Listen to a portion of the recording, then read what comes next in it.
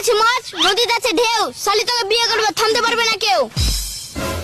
জান বাঁশের পাতা খুসখুসে, লাউয়ের পাতা লরম, তোমার ঠোঁটে কিস করতে লাগে আমায় শরম। কে রে? এই কার সাথে কথা বলছিস ফোনে? স্যার মালার সাথে। বাঁশবাগানের মাথার উপর চাঁদ উঠেছে, ওই সবার একটা জিএফ আছে, আমার জিএফ কই? এই তুই একটা ছোড়া বলতো। আতা গাছে তোতা পাখি, ডালিম গাছে মৌ, আপনার মেয়েকে বিয়ে করে বানাবো ওই বউ।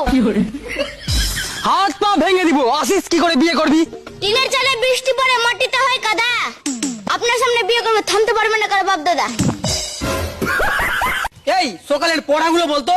সকালে পড়া, ভোর হলো ডোর খোলো বউগুলো উঠোরে, থালা বাসন রাখা আছে ভালো করে মাজরে। এই বলতো পৃথিবীতে ভালো স্বামী কে?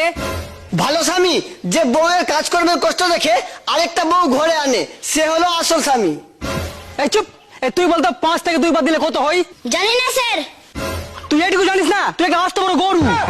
স্যার আমি গরু না, আমি তো ছোট, আমি তো বাছুর। সুচ হয়ে ঢুকে আর ফল হয়ে বের হয়, এর একটা উদাহরণ দে তো।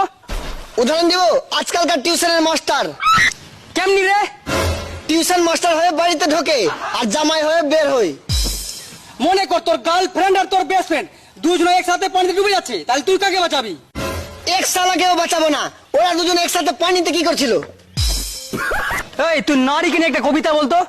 নারীকে নিয়ে, নারী তুমি করিও না রূপের বড়াই, সবাই তো জানে তোমাদের প্রিয় বন্ধু রান্নাঘরের কোড়াই।